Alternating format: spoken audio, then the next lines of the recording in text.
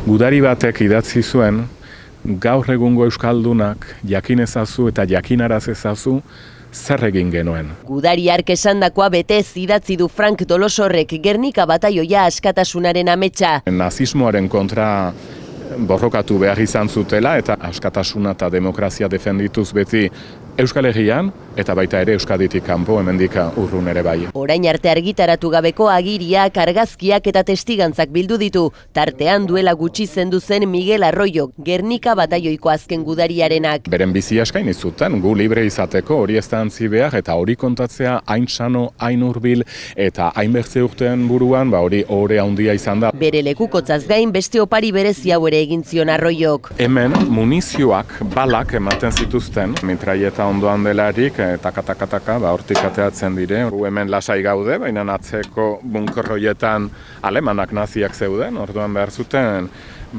laster egin.